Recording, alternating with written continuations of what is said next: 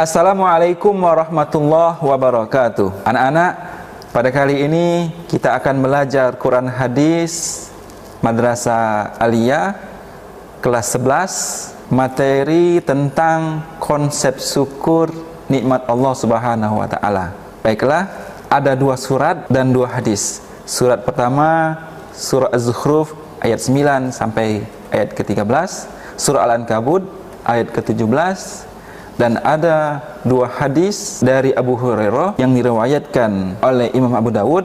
Yang kedua, hadis diriwayatkan oleh Imam Muslim. Sebagaimana kita ketahui bahwasanya manusia di muka bumi sangat banyak sekali menikmati karunia Allah Subhanahu wa taala. Dalam surah Az-Zukhruf ayat 9 sampai 13, Allah uraikan contoh kecil daripada kenikmatan-kenikmatan yang telah dinikmati oleh manusia semua. Yang pertama, Allah ingin menegaskan bahwasanya Allah telah menciptakan langit dan bumi. Dari hal tersebut dapat kita simpulkan bahwasanya Allah Maha Perkasa lagi Maha Mengetahui, sehingga seyogyanya bagi manusia untuk senantiasa beribadah hanya kepada Allah Subhanahu wa taala. Ayat berikutnya Allah tegaskan bahwasanya Allah menciptakan bumi tersebut fungsinya adalah untuk di tempat tinggali. Mah adalah tempat tinggal. Allah ciptakan juga di dalam bumi tersebut subulan atau jamak dari sabil, yaitu jalan-jalan. Agar apa? Agar manusia itu mendapat petunjuk.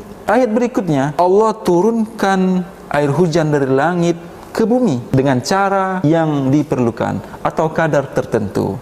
Maksudnya apa?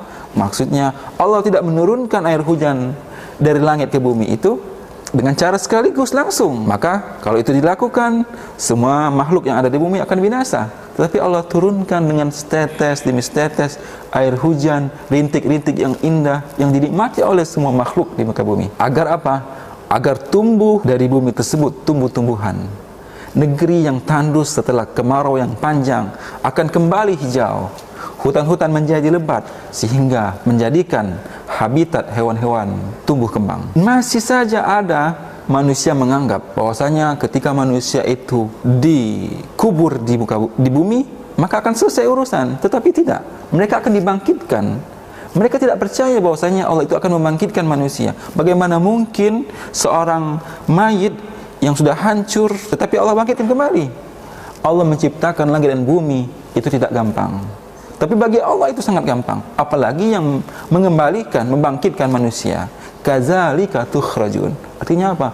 Allah juga akan gampang mengeluarkan manusia dari kuburnya masing-masing. Tidak sampai di situ.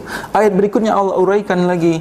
Allah menciptakan ciptaannya itu secara berpasang-pasangan. Tidak terbatas pada makhluk hidup. Manusia ada laki-laki perempuan, ada siang, ada malam, ada matahari, ada bulan.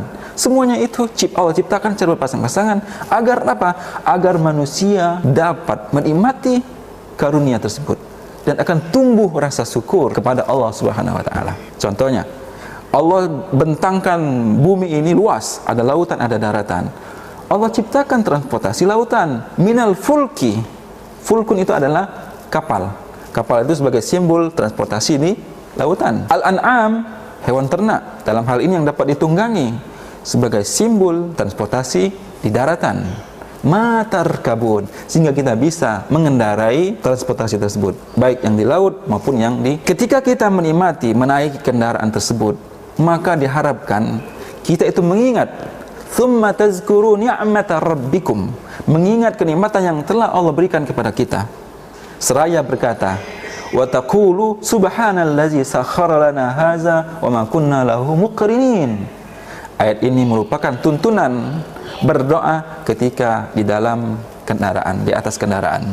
Subhanallazi sakhkharana hadza wa ma kunna lahu muqrinin. Surat berikutnya surah Al-Ankabut ayat ke-17. Allah ingin menegaskan bahwasanya orang-orang yang telah menyembah selain Allah itu adalah berhala-berhala.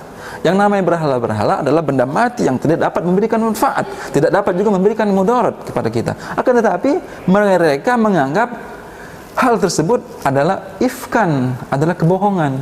Ya, mereka menganggap berhala-berhala tersebut dapat memberikan manfaat, dapat memberikan juga mudarat. Tetapi dibantah oleh surah Al-Ankabut ayat ke-17, itu merupakan berhala yang tidak dapat memberikan manfaat maupun mudarat. Hanya saja mereka melakukan kebohongan, ifkan. Ditegaskan ayat selanjutnya, orang-orang yang menyembah selain Allah itu la yamlikuna lakum rizqa, tidak akan mampu memberikan rezeki. Rezeki itu tidak hanya terbatas pada harta, rezeki kesehatan, rezeki kesenangan, rezeki umur yang panjang, itu merupakan rezeki. Dan hal tersebut, rezeki, jodoh, kesenangan tidak akan mampu diberikan selain Allah Subhanahu wa taala. Oleh karena itu, fabtaghu indallahi rizqa, maka carilah, mintalah rezeki tersebut hanya kepada Allah. Setelah itu wa'budu, beribadahlah kepadanya, washkuru lahu, dan bersyukurlah. Mengapa? Karena ilaihi turja'un, karena niscaya kita semua akan kembali kepada Allah Subhanahu wa taala. Selanjutnya hadis berbicara tentang bagaimana kita perintahkan untuk bersyukur. La yashkurullah man la yashkurun nas. Hadis riwayat Abu Daud dari Abu Hurairah. Kepada sesama manusia pun kita diwajibkan melakukan berterima kasih, apalagi kepada Sang Pencipta Allah Subhanahu wa taala. Hadis yang kedua dari Abu Hurairah juga dan diriwayatkan oleh Imam Muslim. Anjuran atau kewajiban perintah untuk melihat kenikmatan seseorang itu yang berada di bawah kita. Kita tidak dianjurkan melihat orang yang di atas kita. Unzuru ilaman asfala minkum. Asfal itu aspal yang berada di bawah, artinya di bawah dari kita. Dan kita tidak boleh melihat orang yang berada di atas kita. Agar apa? Agar tumbuh rasa syukur, atau kita tidak kufur kepada nikmat yang telah Allah berikan kepada kita semua. Baiklah anak didik sekalian, kita simpulkan dari pembelajaran kita kali ini, ya, dari 2 surat dan 2 hadis. Yang pertama, bagaimana konsep syukur nikmat kepada Allah? Pertama, kita hanya beribadah kepada Allah Subhanahu wa taala. Hanya kepada Allah beribadahnya, tidak boleh kepada yang lain. Yang kedua, menjaga alam dan lingkungan. Bagaimana cara menjaga alam dan lingkungan? Tentunya kita mempergunakannya dengan sebaik-baiknya, tidak melakukan sifat mubazir yang sia-sia, apalagi melakukan kerusakan. Artinya yang ketiga adalah kita dilarang membuat kerusakan, baik kerusakan secara materi maupun kerusakan secara moral. Materi kita tidak boleh melakukan penebangan pohon secara liar.